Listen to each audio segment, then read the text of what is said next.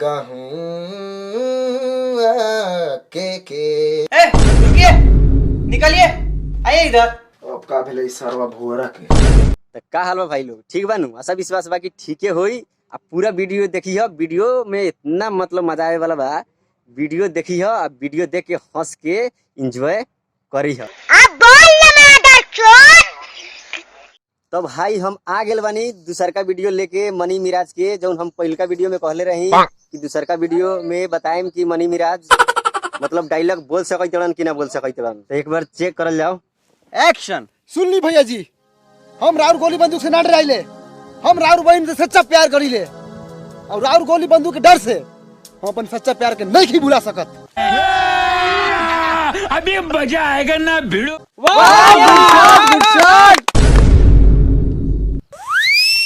अच्छा हाँ, हम कहले रहनी ना भैया, एक नंबर तू डायलॉग बोल रहा हवे, आ हीरो लाइक तू बोल लो बड़ा। अब आगे मैं डायरेक्टर से बात करा कि काम मिली कि ना मिली। नया लड़का है, एक्टिंग बहुत हार्ड है इसका। गाना कौन सा हिट हुआ है इसका? नहीं। गाना तो हिट नहीं हुआ है क्योंकि वो सिंगर नहीं है। तो अब कहाँ चली ये भैया मतलब हीरो बनने के चांस मिले के चाहिए, गाना से का मतलब है? समझ रहे हो? समझ रहे हो? डायलॉग आवे के चाहिए, एक्टिंग आवे के चाहिए, जौन हिनकरा पास पूरा मतलब ठूस ठूस के भरल बा। तो ई का जरूरी बा कि गाना कौन हिट भेल बा, कौन मतलब गाना गावेला कि ना गावेला, कौन जरूरी बा पूछल? ये बड़ी अच्छी बात कही आप। बलमौज जी गाना गा के हिट है, इसलिए मैं इस पे पैसा फंसा रहा हूँ, चाहे उसका शकल बंदर ऐसा ही क्यों ना हो।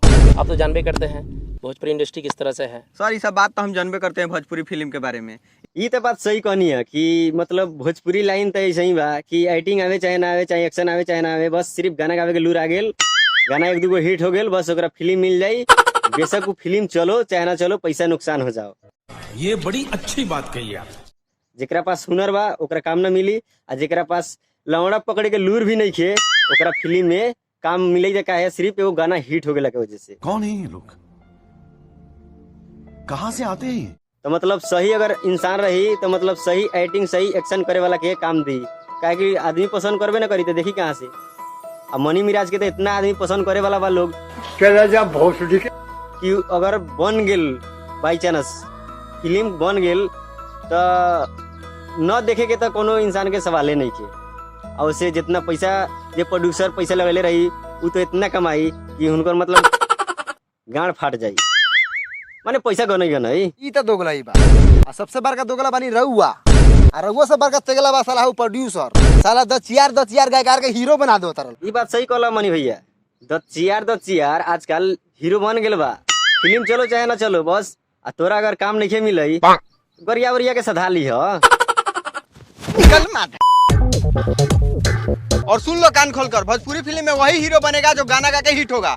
इसी तरह इसको हीरो नहीं बना रहे हैं, इसका एक गाना बहुत हिट हुआ है, बलमुआ रात के तेल लेके घूमता। वही हीरो बनेगा, चाहे लवड़ा पकड़े के लूर हो चाहे ना हो।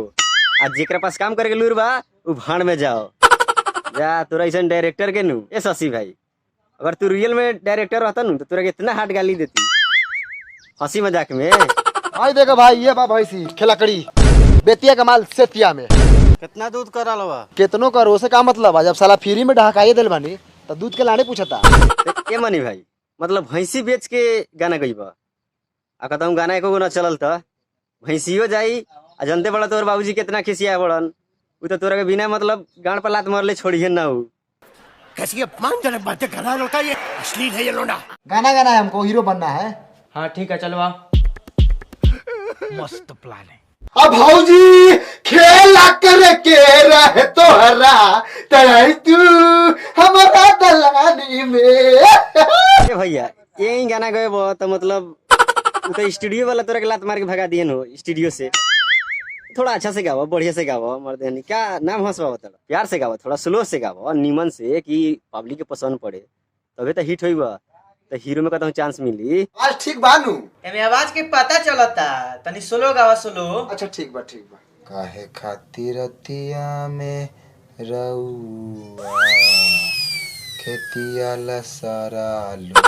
ए भैया इतना स्लो मत गावा कि मतलब के कानों में न सुनाए। मैंने तनी छोड़ा गाना वाना के टेंशन छोड़ा, तू गाना मत गावा, जोन काम करो तड़ा उहे काम करा। ये चक्कर में मत पड़त। हो गए उस अपना पूरा बन गए हीरो वैसे बेचले बड़ाई। ई सरवा सब बढ़िया बढ़िया गाना कैसे गा ले वाले रे, हमरा से गावले ना गेल है। और तो पता चल गेल नु कि जौन गाना गा के हिट हुई जौने हीरो बनी।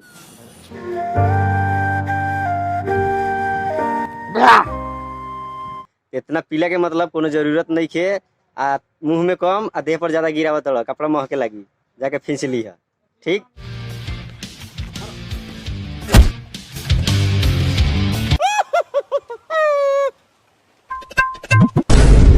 ए भैया हम कहले रहनी है नु कि चाचा आई हैं तो तोरा के जरूर मरी है। अरे मर्द एक लाठी पीटा गेल तोर मुड़ियो ना फूट। ये पर लोहा गिरी तो लोहा पचक जाले। काहे कि हमर माई लेड़ी के तेल लगेले वाला लइका में लेड़ी के। अच्छा लेडी के तेल लगाला से मतलब वजन हो जाला। तोरे मुँहे सुन ली है हम पहले काहे ना कहला। हम ना 2-4 गोड़ा के लगवा देती ओकर मुड़ी वजन हो जाए।